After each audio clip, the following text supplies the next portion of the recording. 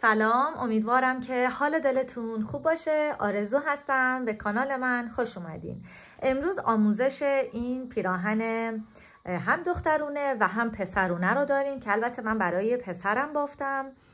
ببینید 400 الی 450 گرم کانوا برده. خب و کانوایی هم که استفاده کردم کانوایی بوده که توی خونه داشتم، یعنی مارکش و اینا رو نمیدونم، ولی سعی کنید شما با یه کانوایی که زیاد یعنی کلفت هم نباشه، یعنی نه باریک نه کلفت، متوسط.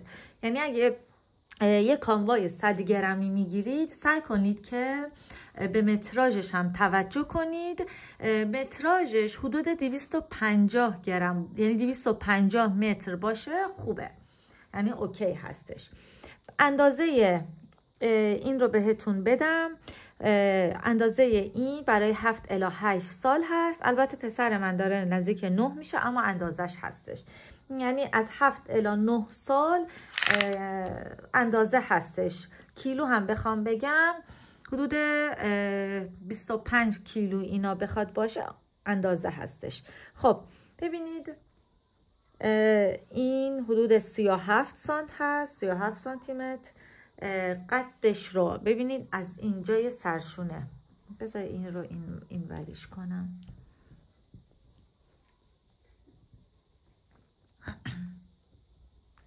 خب قدش رو از اینجا بخوام بگیرم 49 سانت هست و آستینش رو بخوام بگم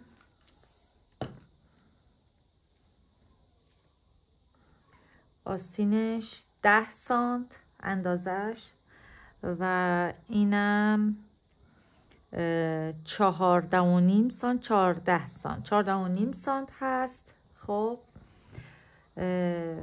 حدود 1 2 3 4 5 تا دکمه برده. در واقع من ببینید 6 تا جا دکمه براش باز کردم، ولی چون که اینجا رو به این صورت چیز میکنم، این به این صورت باز میشه، یعنی اینجا دکمه رو دیگه استفاده نمی کنم. اگه بخوام استفاده کنم این به این صورت وای میسته، نگاه کنید به این صورت وای میسته، ولی به خاطر نما این رو اینجوری نگاه کنید، باید اتو زده شه.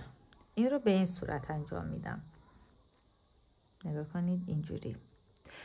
خیلی بافت راحتیه، خیلی. هرچند بافتایی که خودم میذارم اکثرا سعی میکنم راحت باشه تا همه بتونن ازش استفاده کنن و ببافن.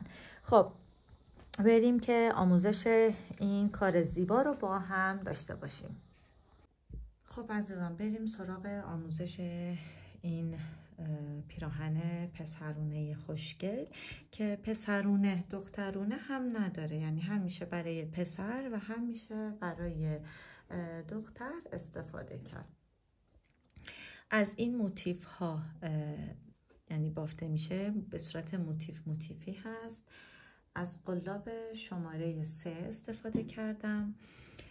کانوایی هم که استفاده کردم راستش اسمش رو نمیدونم، چون که تو خونه داشتم و از اون استفاده کردم. اما شما 4 تا 100 گرم، یعنی میشه 400 گرم رو که کانواتون 4 تا 400 گرم، یعنی 4 تا کانوا که هر کدوم 100 گرم که هر کدوم حدود 260 الی 300 متر باشه بهتر هستش، در میاد.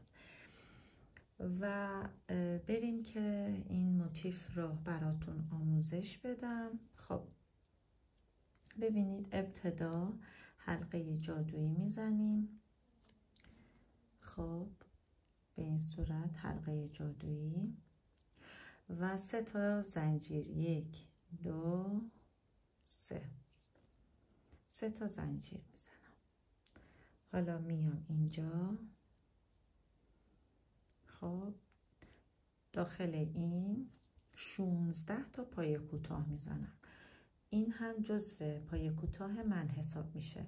یعنی یه دونه پای کوتاه، دومین پای کوتاه، سومین پای کوتاه، چهارمی، 5، 16 تا رو کامل کنم. 16 تا پای بلندم رو بافتم. این رو به این صورت میکشم. خب حالا نگاه کنید، میایم اینجا. این 3 تا زنجیر من هست که جزو پای بلند من حساب میشد. ببینید اینجا خب دقیقاً روی اولین پایه که میزنم، این جزو پایمه، ولی پایه واقعی که میزنم اولیش نگاه کنید اینجا یه دونه زنجیر هستش. اینجا میام به این صورت بست میزنم. حالا 1 2 3 تا زنجیر و نگاه کنید به این صورت قلابم رو گرفتم. دقیقاً همونجا نگاه کنید، همون جایی که من بست زدم، نگاه کنید اینجا همونجا میام. روش حالا بافت این پای بلندم رو نگاه کنید. 1 2 3. توی 3 حالت من بافتم. یک دونه زنجیر میزنم دوباره. حالا میام بعدی. خب نگاه کنید 1 2. خب حالا این 2 رو نگه میدارم. دوباره یه دونه میندازم روی قلاب. دوباره توی همینجا میام. حالا نگاه کنید 1 ببخشید 1 2. حالا این 3 تا کمون، سومی رو 3 تا رو با هم میکشم. حالا یه دونه زنجیر دوباره انجام میدم. میرم بعدی. نگاه کنید میام اینجا. ببینید 1 2. یه دونه میندازم روی این قلابم. این دوتا رو نگه میدارم. حالا با این 3 تا دوباره میام اینجا. خب الان 4 تا دارم. نگاه کنید 1 دوباره 4 تا. این دوتا رو با هم. حالا 3 تا رو با هم میگیرم. حالا دوباره یه دونه زنجیر میام. نگاه کنید اینجا. ببینید 1 2. این دوتا رو نگه میدارم. یه دونه قلاب میندازم. حالا دوباره میام اینجا. ببینید 1 2. این 3 تا رو با هم میکشم. به همین صورت این رو کامل میکنم. خب نگاه کنید الان من بافتم. ببین میشمارید 1 2 3 4 5 6 7 8 9 10 11 12 13 14 15 تا من دارم. ببین اینجا من 16 تا بافتم، اینجا هم باید 16 تا باشه. پس اینجا رو هم با یک دونه من پر میکنم.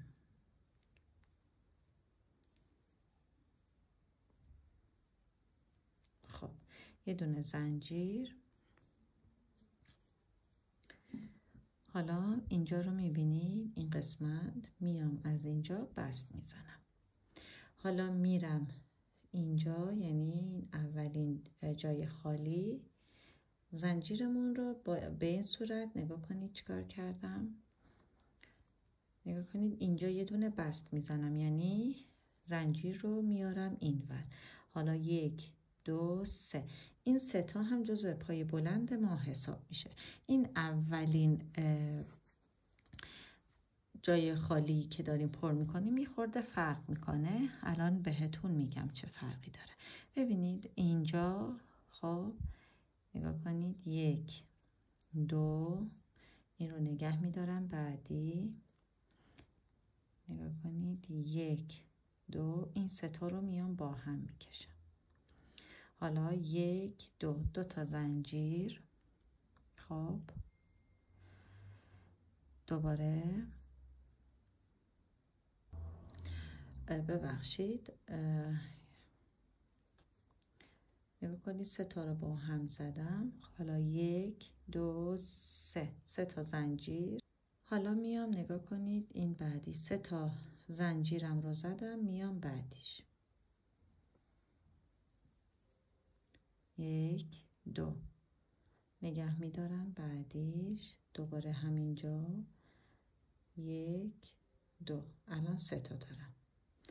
دوباره میام 1 2. الان 4 تا دارم. میکشم اینجوری.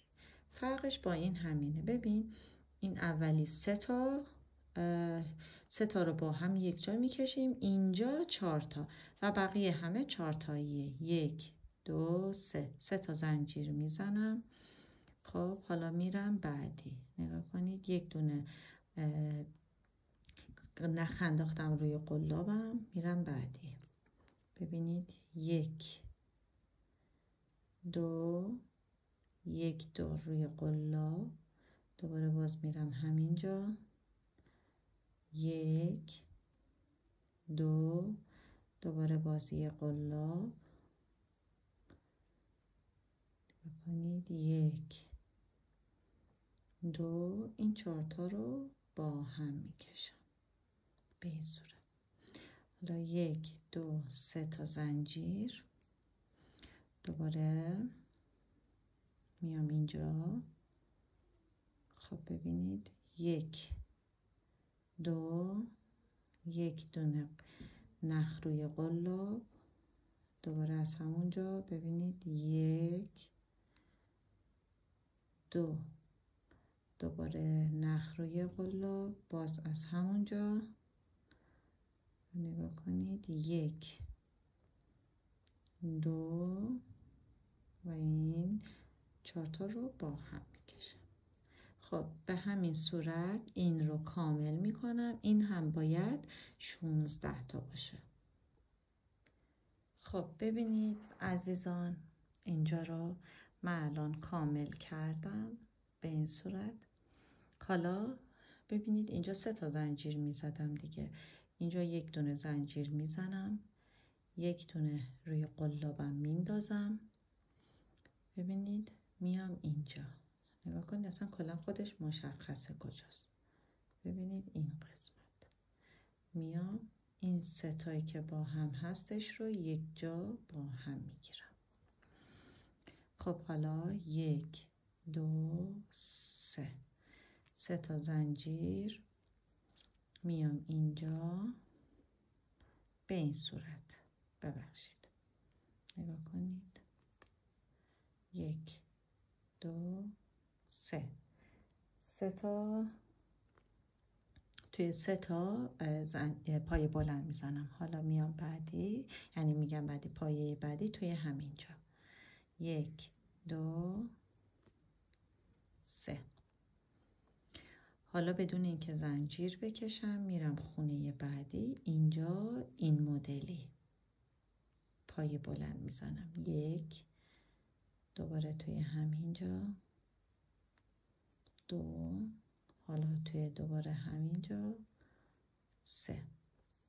خب حالا میام این قسمت، اینجا هم این 3 تایی که گرفتم رو یک جا همزمان میگیرم، دوباره توی همینجا این رو همزمان، دوباره توی همینجا این 3 تا رو همزمان میگیرم.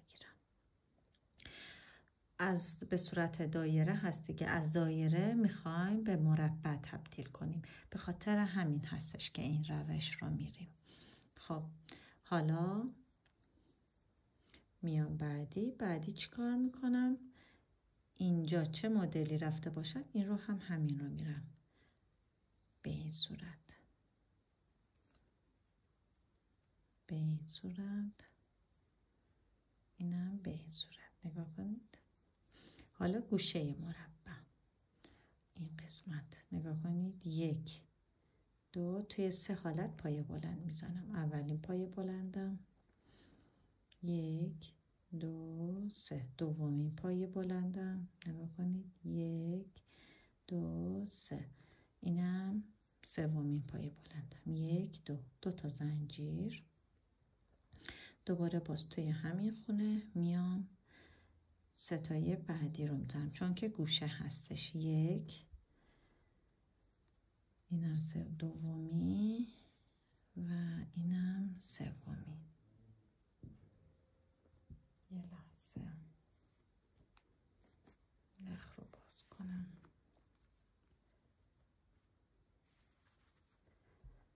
خب حالا این گوشه رو تشکیل دادم، میبینید نگاه کنید داره حالت صافی میگیره، از دایره داره به مربع تبدیل میشه. حالا میام بعدی چی کار میکنم؟ پایه بلند دوتایی میزنم توی همین خونه دومی، توی همین خونه سومی. این پایه بلند دوتایی زدم. حالا اینجا پایه بلند یه دونه، 1 2 3. خب حالا بعدی پایه بلند دوتایی، 1 2 اینم سومی. نگاه کنید. حالا این یکی گوشه ببینید توی 3 حالت گرفتم. نگاه کنید 1 2 3. دوباره 1 2 3. حالا 1 2 2 تا زنجیر توی همین خونه میام دوباره 1 2 3. 3 تا پایه بلند ستایی میزنم.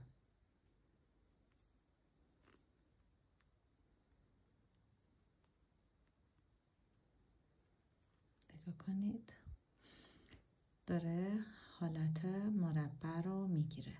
خب من این رو کامل کنم.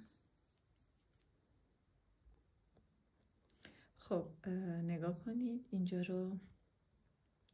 حالا این قسمت گوشه رو که شروعش کردم اینجا رو میبافم. ببینید ای وای اشتباه رفتم. نگاه کنید اینجا 1 2 اینم سومی، 1 2 اینم 3 دومین پایه کوتاه و اینم آخرین پایه کوتاه.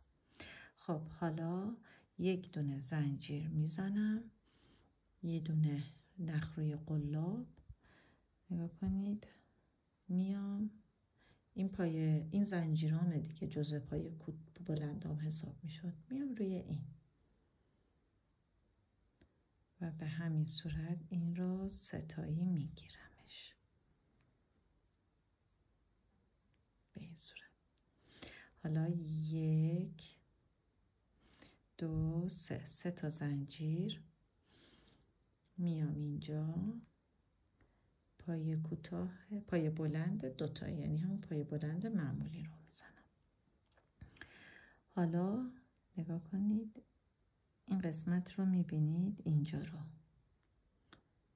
نگاه کنید. این اولین پایه بلندمونه، این بالاش یه دونه زنجیر هست. نگاه کنید از اونجا من میام شروع میکنم به پر کردن پایه ها به این صورت، تک به تک دونه به دونه اینا رو پر میکنم با پایه کوتاه معمولی.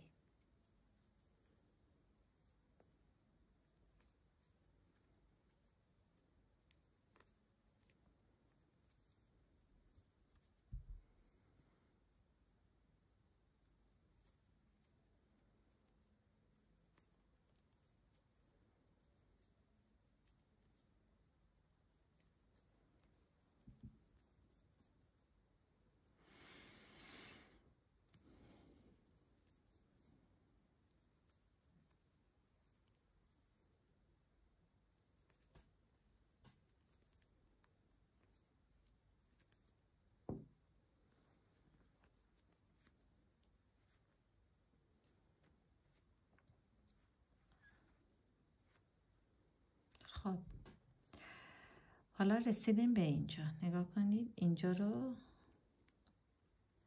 2 تا پای کوتاه میزنم، ببخشید 2 تا پای بلند میزنم، 1 2 3 تا زنجیر میزنم، دوباره توی همینجا 2 تا پای کوتاه بعدی، پای بلند بعدی رو میزنم. در واقع با 4 تا پر میشه. دیدین؟ حالا ببین میام اینجا، ببینید این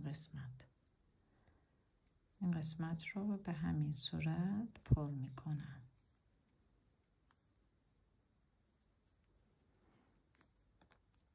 خب بریم که یعنی این آخرین ردیف از موتیف ما بود.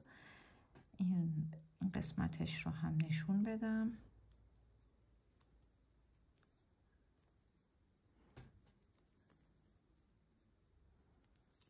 نگاه کنید به این صورت این دونه ها رو پر میکنم.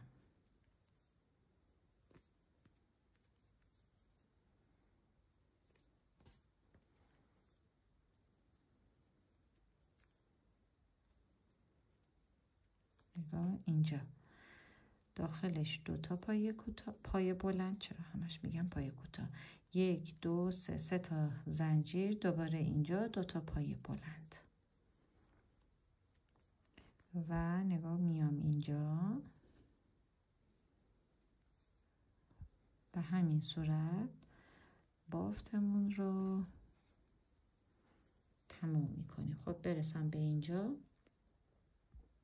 خب نگاه کنید الان رسیدم به اینجا، 1 2 3 تا زنجیرم رو هم میزنم و به این صورت بست میزنم. خب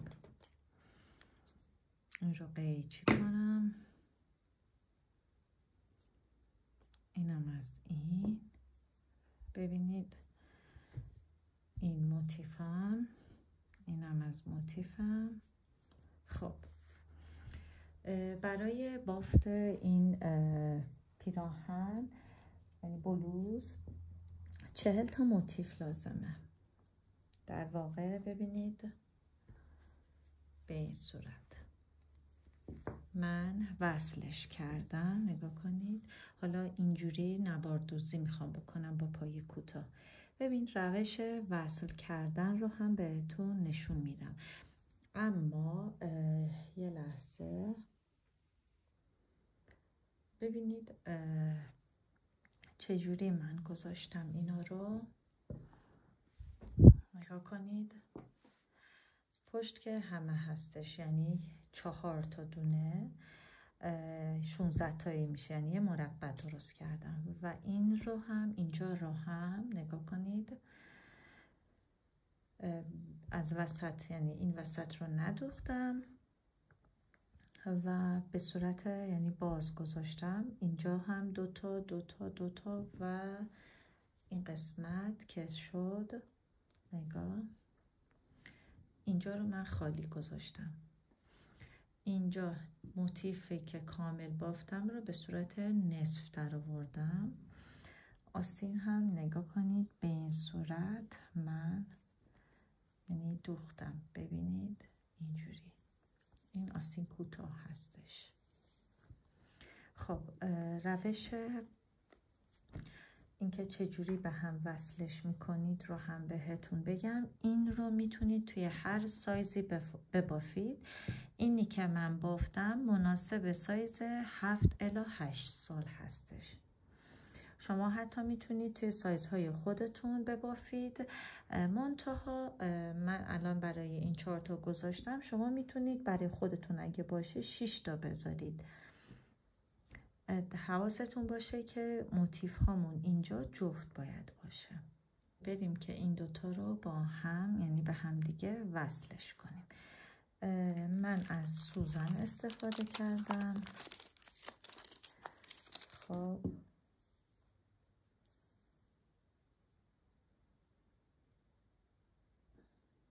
ببینید روش وصل کردن من چجوری هستش. خب نگاه کنید اینجا رو میبینید، اینجا به صورت زنجیر مانند هست. من با این بالایی نه با این زیریش کار دارم. یعنی نگاه کنید اینجا من 1 2 3 تا زنجیر دارم. این وسط زنجیرم رو انتخاب میکنم، این رو هم وسطش رو انتخاب میکنم، این رو هم نگاه کنید با این لبه، با لبه های پشتی کار دارم نه لبه های جلو. خب به این صورت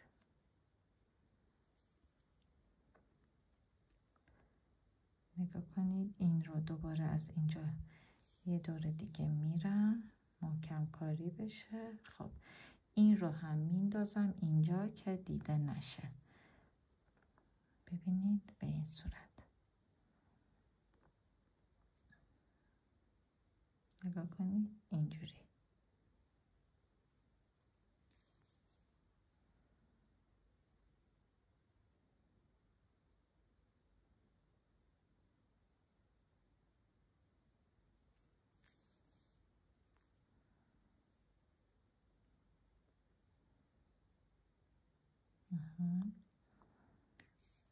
به این صورت دوخت میرم.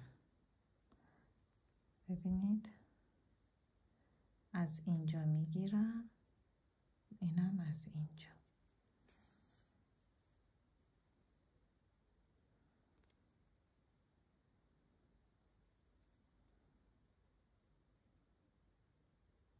همه رو من تک به تک به این صورت بافتم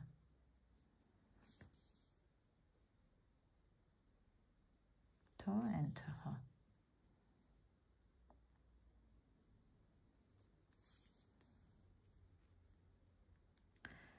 نگاه کنید به این صورت، نگاه خیلی مرتب و تمیز دوخته میشه.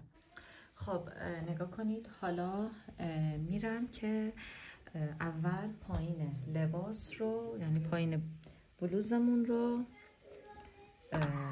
کشباف ببافم. کشبافمون همه به صورت از این ور شروع کنم.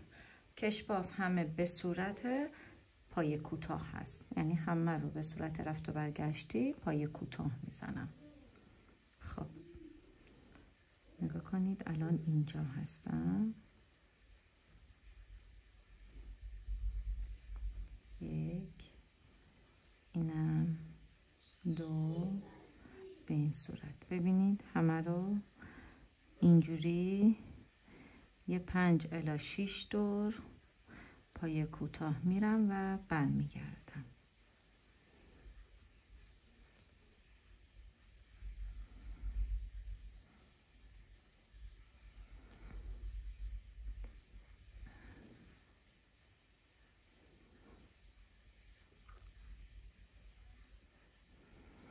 این نخی که الان اینجا هست هم نگاه کنید پشت این کار قایم میکنم تا تمیز بشه.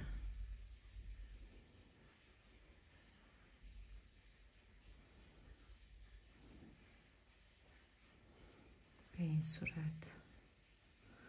این صورت کار رو یه 5-6 دور رفت و برگشتی میبافم.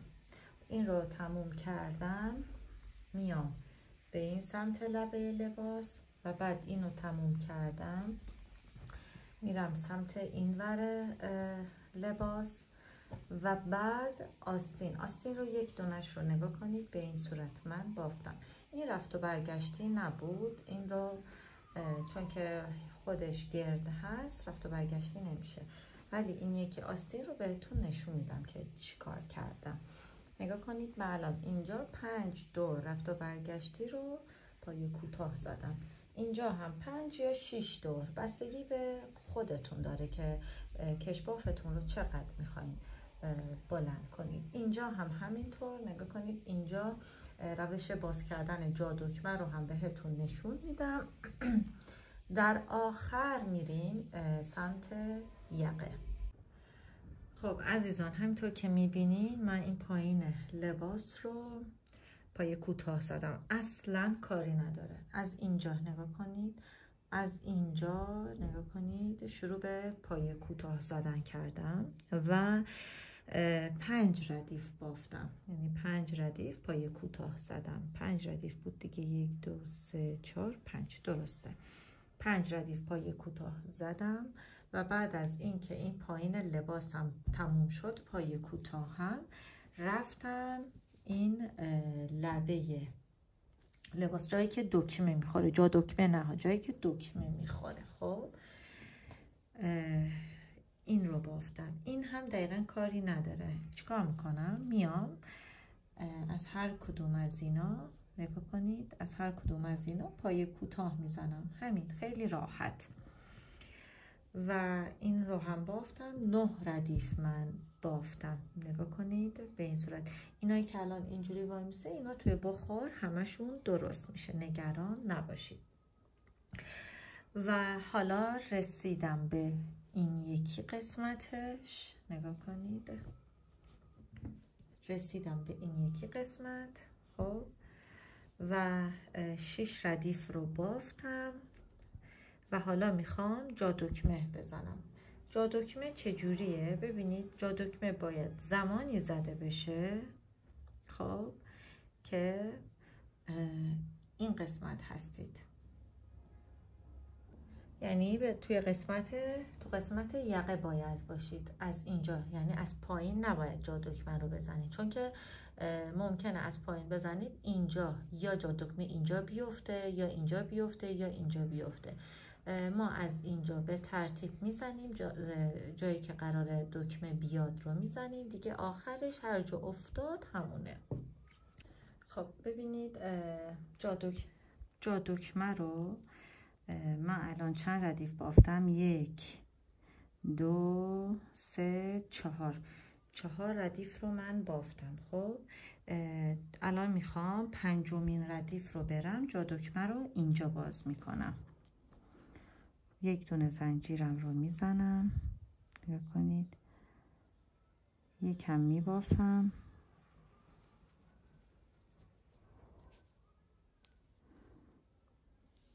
کجا میخوام جا دکمه یعنی بزنم رو مشخص میکنم.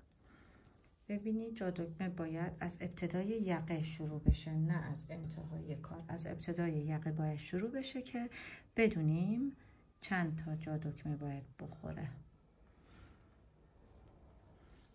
فاصله هامونو یعنی بدونیم. حالا من اینجا یه دونه جا دکمه رو میزنم، یه دونه بشکافم، از اینجا بزنم. 1 2 3 تا زنجیر میزنم. 1 2 3 تا رد میکنم، میام توی 4می میبافم. خب این رو نمیشمارم، میام از اینجا میشمارم. 1 2 3 4 5 6 7 8 9 و 10.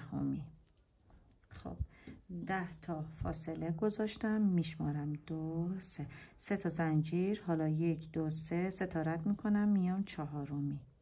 این رو نمیشمارم، از اینجا به بعد میشمارم. 1 2 3 4 5 3 4 5 6 7 8 9 و اینم 10. حالا 1 2 3 تا میزنم. بین جا دکمه ها 10 تا پای کوتاه هست. نگاه کنید، این اولین جا دکمه، این دومین جا دکمه، اینم سومی. 1 2 3 تا رد میکنم، میام روی 4می. 1 2 ای بابا این جا دکمه رو زدم، حواسم پرت شد. خب حالا 10 تا. 1 2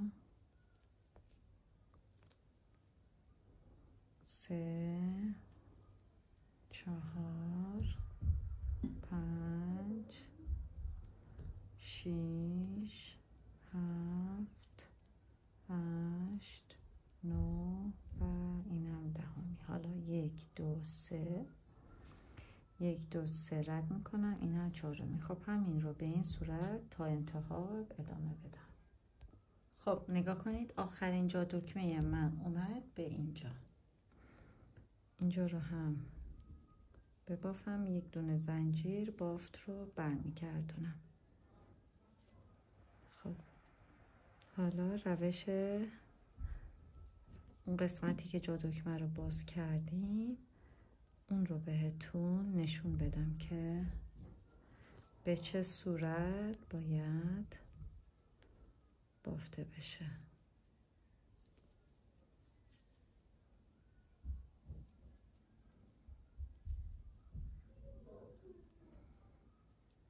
خب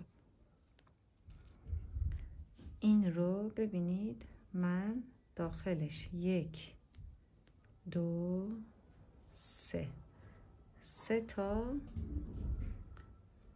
پای کوتاه زدم به این صورت. حالا اگه خواستین هم میتونید این کار رو بکنید. داخل هر کدوم از زنجیرها نگاه کنید، 1 اینور هستش، نگاه کنید هر کدوم از زنجیرها نگاه کنید، میتونید یه دونه پای کوتاه بزنید. 1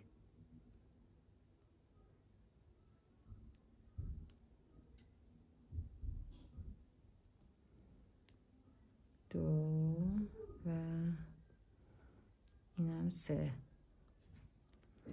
دیگه. بقیه رو ببافیم. این هم میشه هر کدوم که راحتید. به نظر من این که الان انجام دادم تمیزتر هستش، یعنی اونجوری ببافید بهتره. یعنی همین که الان انجام دادم میبینید خیلی جا دکمه تمیزی به ما میده. خب حالا این رو هم بهتون نشون بدم.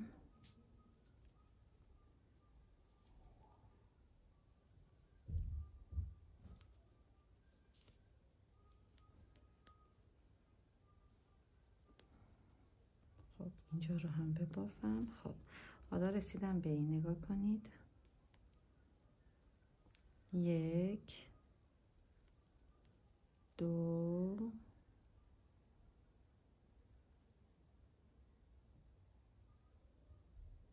و اینم 3. خب 3 تا رو بافتم. حالا میرم ادامه. دیگه به این صورت بقیه رو میبافیم. نگاه کنید من جا دکمه رو به این صورت باز کردم. دیگه الان من 6مین ردیف هستم. نگاه کنید از این قسمت میشمارم 1 2 3 4 5 6. 6مین ردیف هستم. 3 ردیف دیگه ببافم میشه 9 ردیف و بعد این تمومه. خب عزیزان این قسمت نگاه کنید جا دکمه ها رو باز کردیم اینجا همینطور که میبینید و اینجا هم دکمه ها زده شد. فقط یه چیزی عزیزان اینجا باید بهتون بگم. من این قسمت رو ویدیو رو ضبط کرده بودم، نگاه کنید این قسمت رو کامل ضبط کرده بودم ولی متاسفانه گوشی افتاده بود دست پسرم و حذف شده. ولی الان میخوام این رو یعنی با همین فیلم بهتون آموزش بدم. ببینید همینطور که میبینید از اینجا نگاه کنید از این قسمت خب شروع کردم به بافتن. الان اینجا این جزوی از این موتیف هست. خب ببینید به این صورت بافته شده. ببینید اگه بخوام چیز کنم نگاه کنید اینجا من پای کوتاه گرفتم، پای کوتاه ها رو یه خورده بزرگ کردم و از اینجا به بعد 1 2 3 4 5 6 تا پای بلند گرفتم. ببینید به این صورت. و این پای بلند که گرفتم اینجا این گوشه، خب این قسمت این گوشه رو اینجا پای کوتاه نزدم، از این رسیدم به این قسمت پای کوتاه و ببین این قسمت سرشونه هستش. میبینید این قسمت سرشونه و ببینید اینجا الان 2 تا گذاشتم. توی هر کدوم از خونه ها 1 دونه بافتم. خب نگاه کنید توی این قسمت این دوتا برای این بوده، ببخشید اینجا دوتا یکی نکرد، یعنی دوتا نبافتم. ببینید توی هر کدوم از خونه ها دوتا بافته شده، یعنی منظورم از دوتا یه دونه بافته شده. خب من حالا متوجه شده باشید و بابتش از الان معذرت میخوام. اینجا الان دیگه همه پایه بلند هستش، یعنی پایه کوتاه اینجا نمی بافیم. و حالا این قسمت ببینید اینجا هم به این صورت همه توی هر کدوم از اینا یک دونه بافته شده، پشت کاره. و اینا به این صورت یک دونه. حالا رسیدیم به این گوشه. از این گوشه ها ببینید این قسمت اینجا اصلا یه دونه نمی بافم، یعنی نبافته رد میکنم. این و این رو توی هر کدوم از اینا یک دونه پایه بلند می بافم و به این صورت دوباره بافته میشه. و اینجا هم همینطور نگاه کنید، این گوشه بافته نمیشه، اینجا بافته شد. و ببینید دوباره باز 1 2 3 4 5 6 الی 7 تا پایه کوتاه، پایه بلند، بعدش دیگه پایه کوتاه بافته میشه. حالا دوباره رفته برگشتی به این صورت. خب حالا توی قسمت سرشونه ببینید، توی قسمت سرشونه سعی کنید که به خاطر اینکه به این حالت جمع باشه دوتا یکی کنید. خب یعنی مثلا ببینید این رو نگاه کنید، اینجا این قسمت رو میبینید من اینجا بافتم، این رو نبافتم، بعدی رو بافتم. این یعنی دوتا یکی دیگه. به صورت اینکه جمع بشه یقه هستش دیگه، یقه باید به این صورت جمع بشه. خب این جمع شدگی نگاه اینجا هم مشخصه، اینجا رو ببینید ولی این قسمت رو ببینید به این صورت داره میاد، یعنی باید جمعش کنید. این هم همینطور، یعنی باید دوتا یکی نگاه کنید، دوتا یکی میبافید و به این صورت به صورت جمع شدگی میارید، تبدیلش میکنید. خب یعنی ببینید الان نگاه کنید اینجا کاملا مشخصه. ببینید اینجا من دوتا یکی بافتم، یعنی یه دونه رو رد کردم، دومی رو بافتم. این دیگه دست خودتونه که چی کار کنید. نگاه این یکی سرشانم همینطور و این قسمت هم یقه هم نگاه کنید، اگه دقت کنید اینجا هم تک توک من دوتا یکی رو کردم، ولی خیلی کم، یعنی زیاد نه، یعنی خیلی کم. این قسمت ها هم دوتا یکی انجام دادم مثل اینجا. ببینید این قسمت رو میبینید اینجا دوتا هست ولی یه دونه شده، ببینید اینجا یکی شده. بعد از این که اینجا تموم شد حالا میرسیم به قسمت یقه. خب ببینید قسمت یقه اینجاش. خب ببینید به اینجا که خب اینجا نگاه کنید، از اینجا شروع میکنیم دیگه به بافتن. اینجاها رو چون قسمت جا دکمه هست همه به صورت پایه کوتاه بافته میشه. بعد از این دیگه ما میریم به قسمت پایه بلند. خب بعد از اینکه اینجا تموم شد یقه رو از اینجا شروع میکنم به پایه کوتاه بافتن تا به این قسمت نگاه کنید و کلن این یقه پایه کوتاه بافته میشه. و بخوام اندازه یقه رو بهتون بگم 6.5 سانت هسته، 7 سانت ببخشید، 7 سانت یقه هستش، یعنی بلندی یقه. امیدوارم که متوجه شده باشید، ولی باز اگه سوالی داشتید میتونید توی کامنت ها برای من بنویسید که جوابتون رو قطعا خواهم داد. که متاسفانه پسرم حذف کرده و نتونستم این رو کامل کنم، اما چون خیلی یعنی استقبال داشت به خاطر شورت ویدیویی که گذاشته بودم گفتم که براتون بذارم. این قسمت ها با اتو درست میشه، یعنی این قسمت ها رو میشه با اتو درست کرد. اصلا نگران نباشید، این قسمت ها توی تنم زیاد مشخص نیست چون پشت کار هست، زیاد مشخص نیستش. امیدوارم که راضی بوده باشید از این آموزش و خوشحال میشم که پیج من اگه سابسکرایب ندارید سابسکرایب کنید و با لایک و کامنت خوشحالم کنید.